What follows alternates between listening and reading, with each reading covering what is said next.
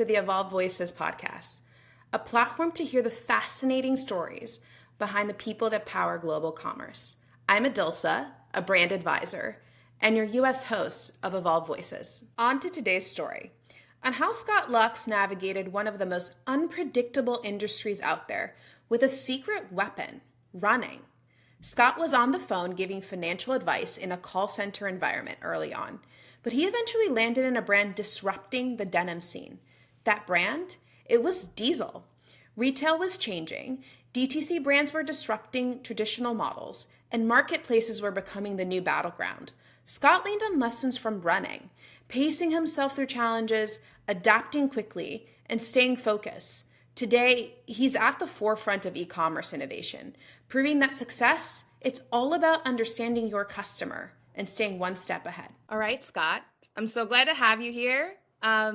As I thought about today, one of the things I wanted to start off is by going back to the time we worked together. From our time at Intermix, I always think back to your evening runs, preparing for the New York Marathon, like in your sneakers. And for me, running since then has become my way to switch off after a busy day. And is running still that for you? Oh, yeah, 1,000%. And Yeah. it drives my wife crazy because when you mention switch off, like I Yeah. don't take my phone, I don't listen to music because it truly is the one time I can disconnect. I would say the one difference is I have pivoted more to running in the morning than Oh, the evenings. I've just found that the evenings were a bit challenging because you always just have this little bit of pressure to wrap up your day and just get out and get going. And for me, I like starting the day fresh and yep. just going out for a run in the morning. So yeah, absolutely. It's the one point that I can just have a bit of clarity. And the other thing I still think running and even walking for those listening and watching, just explore a city. It's truly the Oh, way you can get out and get a feel for the city. I was in Dallas a couple of weeks ago visiting some relatives, went for a run around White Rock Lake. And it's just like people are like, oh, hello, good morning. And, so it's just kind of a good way to connect and get out there. So 1,000%. yeah. I think that the connection piece that you talked about and the way to think, those are things that I now remind myself of how running makes me better. And even as a leader, right? Like I'm able to know that taking time apart actually gets me into flow state and I can actually think through better. Is that what it does for you? Like, do you think it makes you a better commerce leader because of it? Yeah, well, I'll let you be the judge of that. But I will say this, like, and, anyone, I will put the disclaimer out there, so excited to hear that you're running, but anyone that runs, whether it's half a mile, is a runner. So it's not Yeah. this myth that Hmm. you have to run a 5K, 10K, or marathon. But the biggest thing that I've realized is a couple of things for leadership and just getting through the day is sometimes you just have to go out there and just put one foot in front of the other. And it doesn't mean you have to crush your training goals, but just make an attempt to get out there. And even if you go for a mile or two and you're like, this isn't my day, and you pull it back. So just recognizing has given me the ability to know, same thing with work and life, that not every day is going to be my day. Second Mm. piece, when you map out a training plan, it's exactly that. It's a training plan. Same way when you and I would run various projects or pull data or insights, you realize that there's still a lot that's out of your control. You may have the best training regimen for a marathon, and all of a sudden, marathon day shows up and it's pouring down rain or the temperature or just certain things that you can't control. But you still just go out there and get it done, and your training helps you Yep. mentally prepare for it. But also knowing that there's going to be off days, and you just have to kind of run with what the cards you're dealt with. And I Yeah, think that's yeah. prepared me just in leadership and just knowing how to plan. And also the last piece on this, and you and I felt this, especially with retail and e-com, is it's so in the moment, so fast paced, but that doesn't mean you can cut corners. You can't go Right. out there and have 40% year on year growth, which I would equate to saying, hey, you can go run a marathon in 4 weeks from couch to marathon. It's just not possible. Yeah, sure, you can map out a plan to do it, but are you going to get hurt and are you going to get to finish, start line healthy?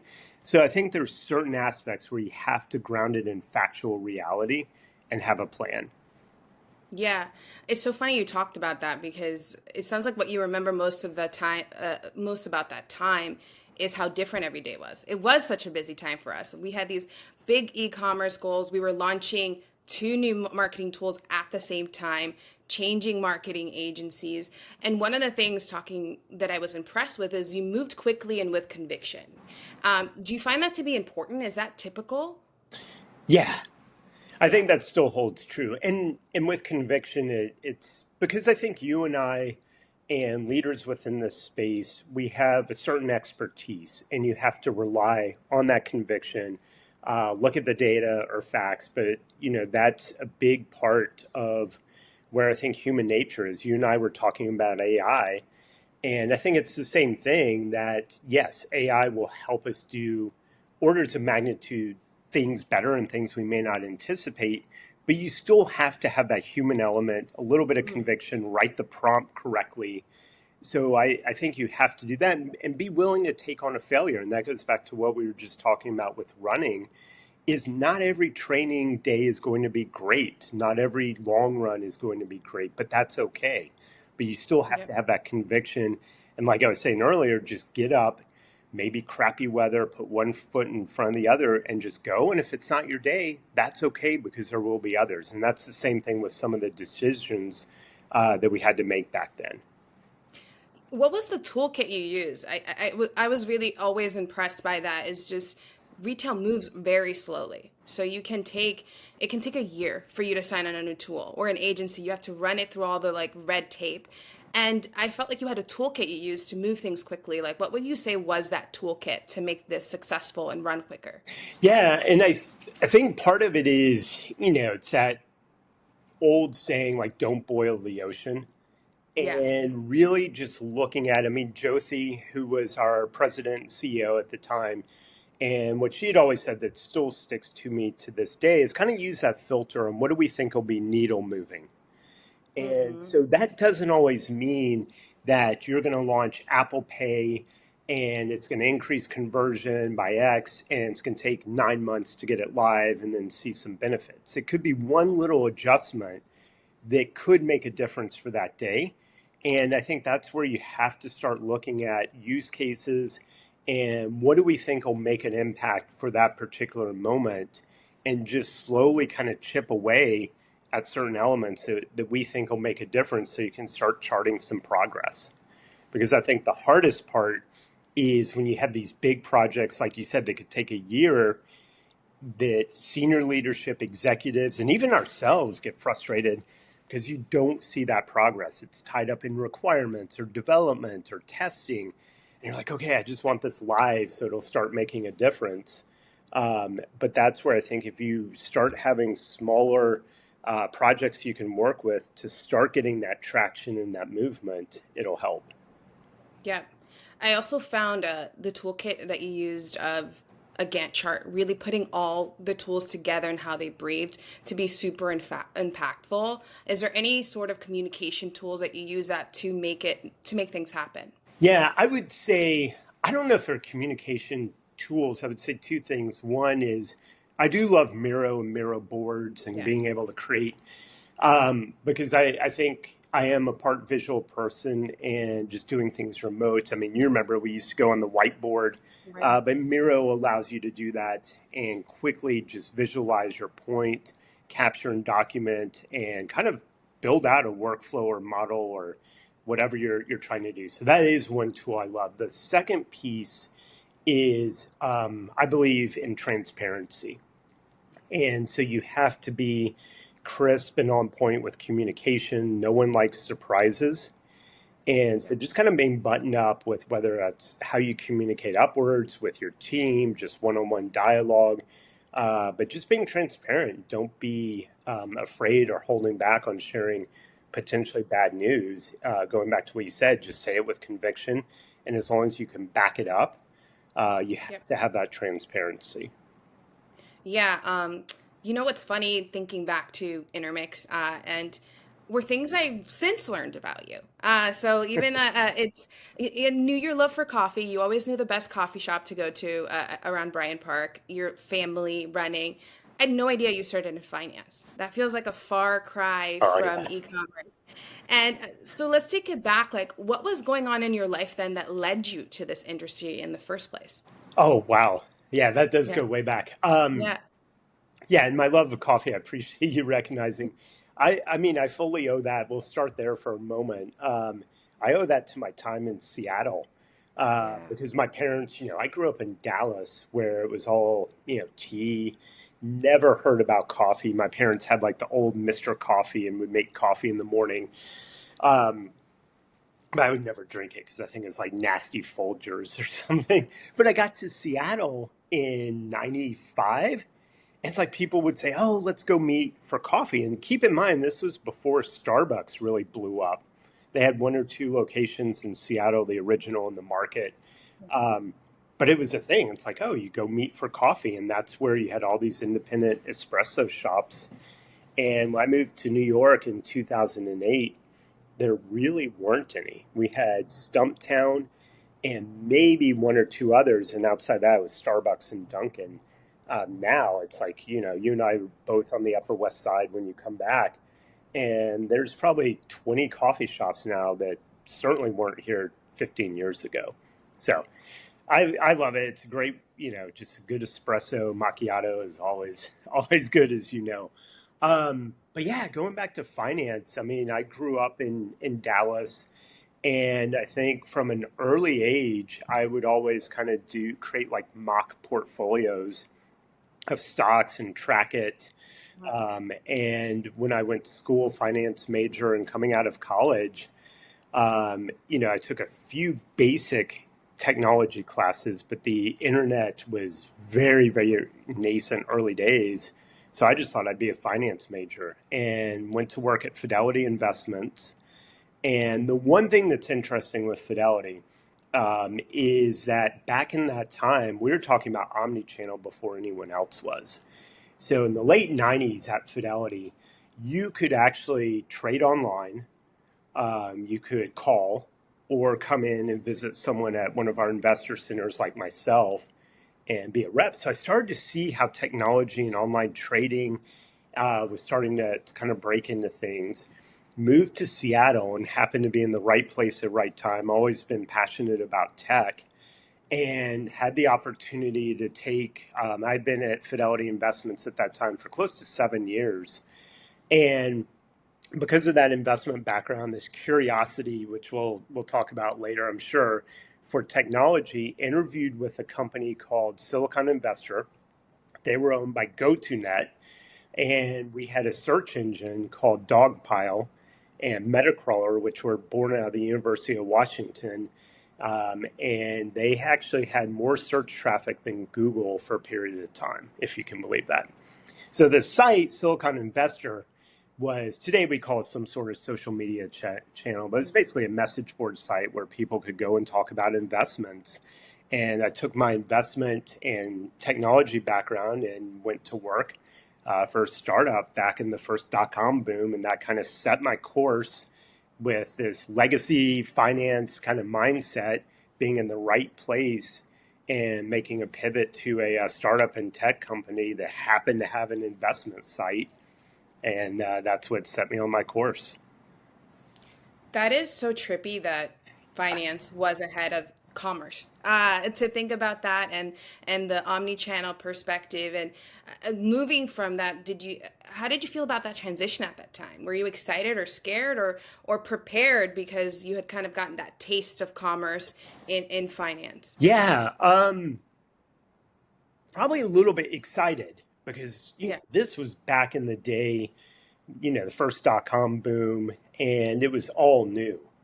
And so for me to be able to take tech and, working for, Fidelity Investments, Peter Lynch, who was a guru back in the day with Fidelity's flagship fund, Magellan, probably charting a course, a little bit of history lesson. But I mean, Fidelity really, one of the things they did well is they always invested in technology from their infrastructure. And so for me, that move wasn't so scary. It was more exciting to be kind of at the forefront in Seattle. We look on what was called Pill Hill, really first hill in Seattle. And it was this old hospital that Amazon had taken over, and that was their first headquarters. And so you kind of look up on the hill, see Amazon. You had this tech boom in Seattle. We worked out on this pier that MTV did a show back in the day. So it was more excitement than anything. And we Yeah. were riding this wave. We went public. It wasn't until the stock crashed and the market crashed that it got a little scary. But making that first transition was fun and exciting. And, anyone listening to this, I do believe you kind of have to reinvent or constantly challenge yourself to keep things fun and exciting. Yeah, one thing that stood out to me there is you talked about finance being ahead of technology and investment and infrastructure. And how did you have to adapt that to going to more like retail, fashion, e-commerce? Did it have to change in the way you applied the lessons from there? What did you bring in? Yeah, it totally did. I went from, so basically the rest of my journey, GoToNet, where I started, we got acquired by a company called InfoSpace and kind of rode that wave all the way up and then back down, as I alluded to, and made the move over to Washington Mutual, where I ran online banking. So kind of continued that hybrid finance and tech. And what was interesting, there are two things that stood out. We had a CMO at the time, Brad Davis, and he always said, I can teach people banking, but I can't teach them retail. And he really wanted to bring this experiential side to commoditized product, which was checking and banking. And so that kind of stuck with me. And Washington Mutual had such a legacy infrastructure, as all banks did at that time. We couldn't do anything for fear of crashing the entire ATM network at a bank. And again, at the time, that's how you mainly got cash. So moving over to e-commerce, when I moved from Washington Mutual, spent 5 years on the agency side, but from agency went to Keels. And I would say the biggest reflection I have is I thought I knew way more than I actually did. And I joke about this now looking back, 15 plus years ago. That was my first pivot to running e-com for a retail brand. And I just thought, everything we just talked about, it's like I have all this great technology background. I worked for one of the best digital agencies that got acquired by WPP and came in and thought, this can't be that hard with tech and project management. And there was just so much looking back. No wonder after 4 months of consulting there, I was like, all right, I've got to level set a bit and make figure out really, is this the path I want to go on? Because I think you're seeing that today is retail is really, really hard. And I think if you don't know it, like I didn't at that time, there is a high risk, which I did, of oversimplifying how you run a true digital and retail business. So I think that was the biggest moment for me is it's almost like, oh shit, this is not going to be what I thought it was. A challenge, yes, but there's actually a lot that I don't know about this industry that I need to get up to speed pretty quick on. You said retail is very hard, and it is. And one of the biggest things, and I think is how often it takes shape, like with DTC coming in. I remember my first interaction with it was when Glossier came on the scene. All of a sudden, I felt like DTC truly started taking shape. I was going out of the Chanels of the world to testing something new. Did you notice that trend right away, or did it hit you later? How much things were changing? Oh wow, that's a really good question. I don't know if I ever noticed it so much, more the impact it had on how we had to do things with the brands I Yeah. was at. Yes. So, Yes. and what I mean by that, and we'll get to Intermix in a moment, but pre-Intermix, when I was at Diesel, even L'Oreal, some of those brands, you felt kind of this outside pressure from some of the D2C brands pushing us forward, but it was more from a feeling of, we've got to get enablement fast. We've got to stand up our e-com and start churning. I would say Intermix was really the first time I felt truly like we've got to pay attention to these DTC brands because, when you and I were running digital at Intermix, it's like you had Moda on the scene, you had Matches, Net-a-Porter, Mr. Porter, all these multi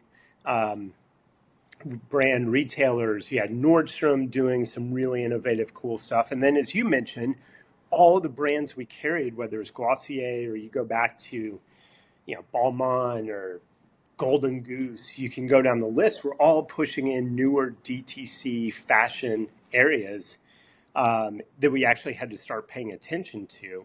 And I think that also, fast forward to where we are now, not just Intermix, I think that perception also caused a lot of the issues that we're trying to clean up now within e-commerce and retail. That's exactly where I was going to get to, is that I think it changed.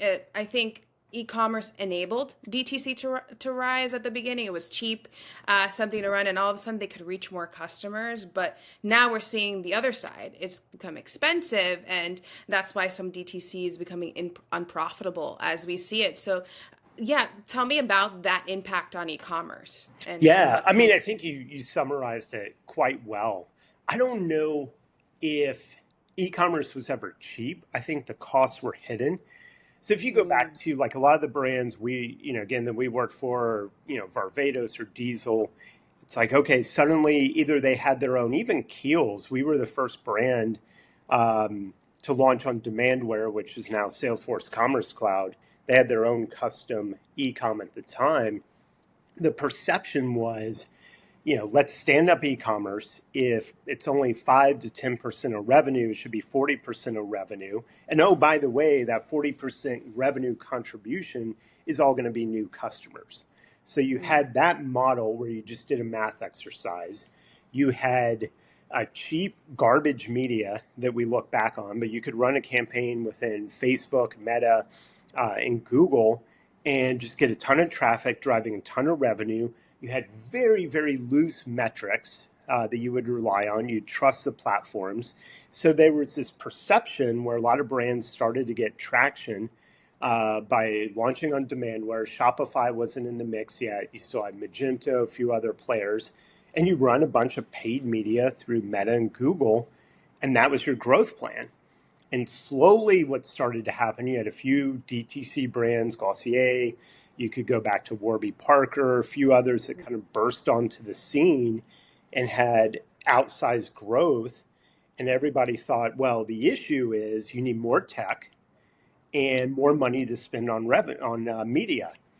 And great, if we give you this money to spend to migrate to Salesforce Commerce Cloud and to get all these partners and then to spend 15% of your revenue on paid media, that's going to get you your growth. And where it actually ended up is that was just a math exercise, quite honestly. A lot of the media turns out to not be high quality and really hard because a lot of brands did not focus on customer experience, did not have a good brand message, did not have a good content strategy. So those things started to unravel pretty quick. And then all of a sudden, tech costs skyrocketed, and CFOs are like, wait a second, you mean this isn't going to be our cheapest channel? It's actually pretty expensive. Media, as you alluded to, costs have skyrocketed. And I would also argue you have a lot of people that became growth hackers in this space, which I'll say it. I mean, I hate that terminology because I never believed in that paradigm, that are now suddenly like, great, you mean I have to understand fundamentals of retail and customer experience and brand to actually make this work? I can't just buy my way out of it through an algorithm. So I think that's kind of where we are today. And what you're seeing is there's a lot too many brands out there, and you're starting to see some of that get cleaned up quite a bit. And the brands that actually stand for something, have a true brand message, provide value to their consumer and product and customer experience will survive in multi-channel ways that we could probably touch on, I'm sure. Yeah, I feel like I've been thinking a lot about DTC and that impact it had on e-commerce and back and forth. And what's the new DTC? What's the new thing disrupting the e-commerce space? Do you see anything else happening today that reminds you of that time when something popped up, affected? A lot of people are talking about AI, but is there something else that you see going through and impacting e-commerce and how it takes shape? That's another great question. I would say, I mean, my jaded point of view is I would go back to marketplaces. And when I say marketplaces, I almost use that term loosely. That could be TikTok shops, if they're still around. It could be Instagram. It could be Target Plus, Walmart, Amazon. So if you have my total jaded view, I would keep e-com presence for a brand as kind of their showcase, almost like their flagship retail store, where it is more that storytelling experiential side, and your selling channels are becoming more and more your marketplaces, Amazon, connected TV, Walmart, I mentioned Target Plus. So I think that's the big disruptor is going out where these marketplaces and other channels are, because that's where you spend your time, most consumers are. I think we have to let go of that paradigm of trying to pull people into our own precious ecosystem when that's not how we shop today.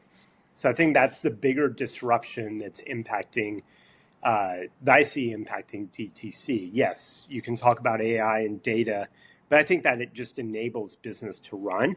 But I think fundamentally how consumers continue to shop, where they buy product, is going to have a bigger impact on DTC and .com.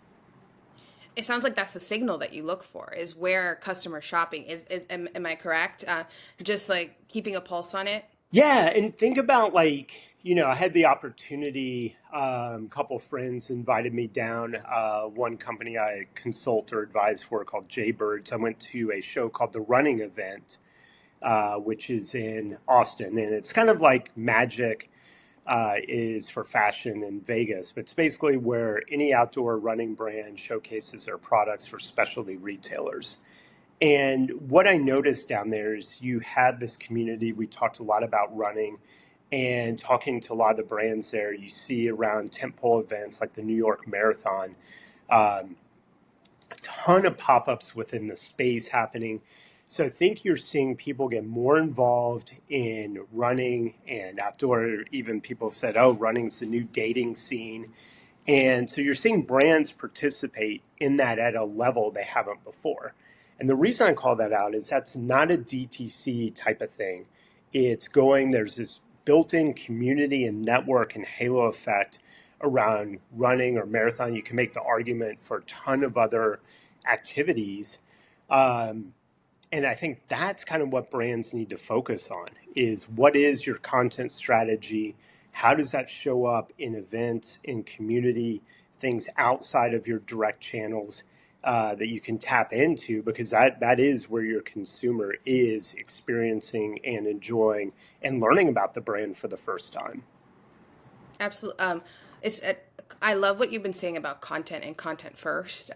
I'm a champion of customer Yeah. first. What do you think is that tug and pull? What do you think is that the North Star for companies? Should it be the content? Should it be product? Should it be the customer? What should guide decisions as they go? Well, I mean, for a company, product's always got to be the hero, hands Yeah. down. I mean, Okay. that's it. And I think, probably another piece we could spend a separate podcast on is fashion brands kind of lost a little bit of their way. And I use the term fashion brands loosely. I don't always mean luxury versus, Yeah. secondary designers, because we got so enamored with tech. We tried to think of ourselves more as tech companies at the same time. And so we lost sight of product being the hero. We were doing all this experiential stuff in store and magic mirrors and, let's see what cool app we can develop. But product has to be the hero. But you have to go back to product and then what does your brand stand for? Why do you deserve to exist? So that is your North Star. And those two brand points, product should be a part of that. We develop product because of XYZ fitting into that paradigm.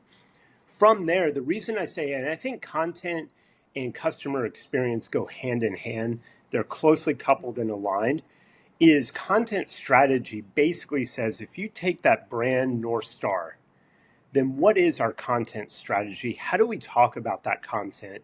And how does that show up in all of our interactions with a customer first experience? And so I think that's how you kind of break down and layer it in. And then now determine your activation, how you think about operations, how do you think about selling channels and opportunities. I love the why you should exist. It's like how do brands forget why they're there, remember why they're there, and in thinking back to your career in e-commerce, was there a specific moment when everything felt like it was on the line? You know, like when you felt like you had lost the North Star, you needed to bring somebody back that you could tell us about. Yeah, I mean, there's probably a lot of examples. I would say right now, honestly, Esprit. I mean, there's a lot of learnings about that. I mean, in full disclosure, public knowledge, I work for the holding company out of Hong Kong. We are in bankruptcy in the US, going through insolvency in Europe. And I think a lot of that has to do with going back to the tenant we said, retail is really hard and complex. And I think, we have to answer that question. Why do we deserve to exist? Why does this world or the US need Esprit to come back? And I'm not saying, don't get me wrong, that we shouldn't have, but I think you have to answer that fundamental question and say, okay, is it from a nostalgia purpose? And why do we think that's going to resonate with people? Why does the world need Esprit back?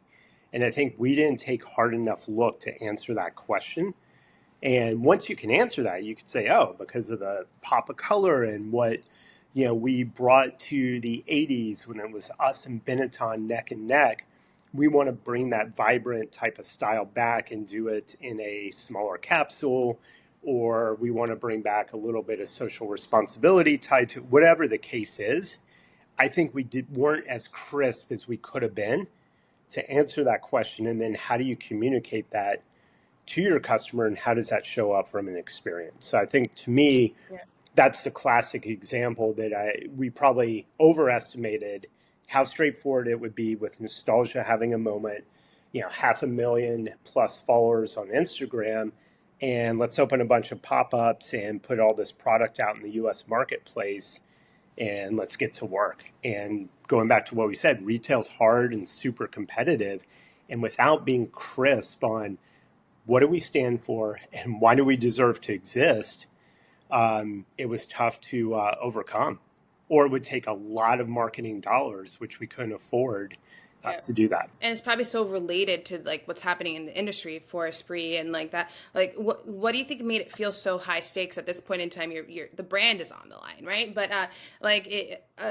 when competition is all around and you're trying to decide why you exist, like what is happening around the industry that makes that so important? Yeah, and I think it goes back to what we had talked about too. I think a lot of brands have either, and I'm not saying all private equity or VC money is bad or tough, but I think going back to what we were saying, if you have a brand that's running at 100, 120 million, I think there's this assumption, let's put investment behind it, and that investment will go to tech, media costs, and marketing, however you want to play it, and then people.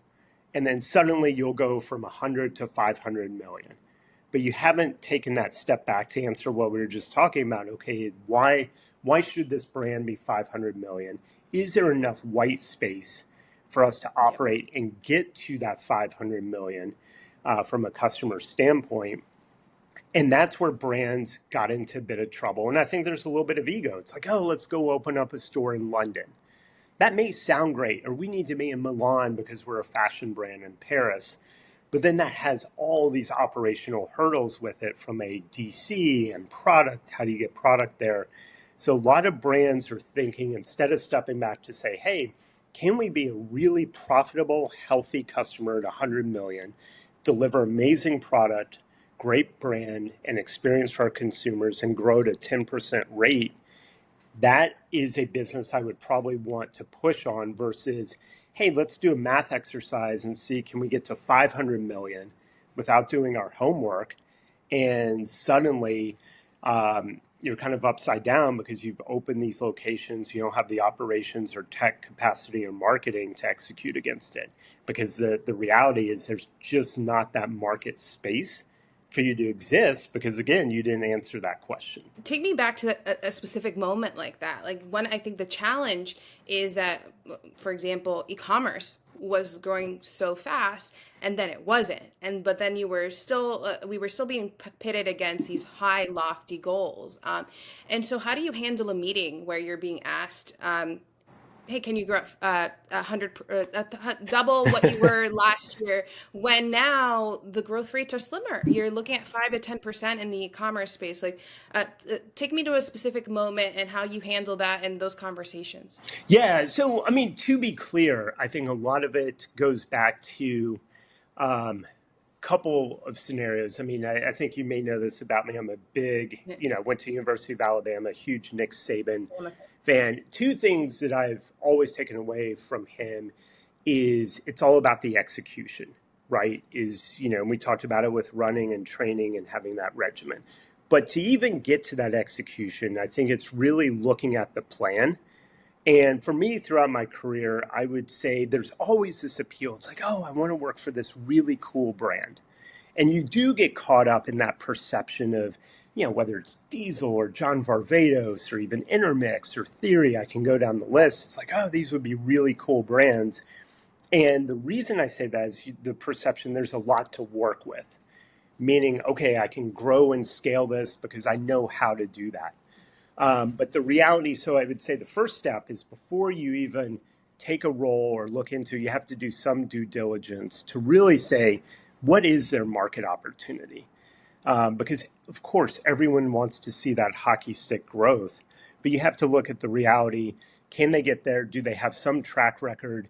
Who are you going to partner with? Because you're not going to be able to do it all on your own. So once you're in there, back to your question on those meetings, it goes back to having the data and always having a plan A and a plan B. Mm-hmm. And just kind of having that fight, like we talked about with running. Again, that's why sometimes you just have to put one foot in front of the other. Here's my plan, and this is what I believe in, and have that conviction that you talked about to get there. And, you can't, we can't be magicians and will a 40% growth rate when it's just not physically possible. But what you can do is have a plan to start clawing away at it and ultimately get there. That 40% growth may not happen in 1 quarter or 2 quarters, but that could be a healthy growth plan for 2 years or 3 years. So I think you really have to look at the fundamentals, and those meetings happen over time, becoming prepared, having a plan A and plan B, and then just putting your best foot forward and kind of grinding it out. I'm going to end this with a fun question, Okay. Which is, you've talked about the importance of observing customers directly. When's the last time you visited a store just to watch how people shop? Oh, gosh. I mean, that is one of the things I go back to, that I love about New York is there's so many people, so many stores that are out. I was down in Soho last week and popped into a couple of stores down there, even went into Nike, went into the Golden Goose store down there. So there are times, and then, I think most people know I'm a big Tracksmith fan, Bandit running. So those are two that are on my radar. Went into the Bandit store at Bleecker Street, which is next to a coffee shop. Tracksmith opened up near us on the Upper West Side. So yeah, I'm always popping into these stores because you can actually see the product, you can interact, you can talk to the sales associates, and then where I think you were going with this, just observe how people are engaging back to why I think product's the hero. That's what brings them in. They want to touch it and feel the quality, craftsmanship, and ask a few questions on it. And I don't think that experience we've tried, I don't think that will ever get fully replicated online. I think it gets closer, but there is something to be said about craftsmanship and technical performance that you can truly interact with stores, but also you get closer to the brand and back to what we were talking about with community. Again, why I love what Bandit and Tracksmith are doing Rafa's another great brand because they built around this community. They host runs, cycling events, coffee. So I think it's just a great way to get people immersed in the brand and just immersed with each other. There's absolutely nothing like being in a store. And thanks for the look on Tracksmith. I'm definitely going to be going there while I'm here in New York. Scott, it's been a pleasure to have you, and so excited to see you for coffee tomorrow. I'm going to impress Likewise. you with what I've chosen. All right. Looking forward. Have a good one. Thanks.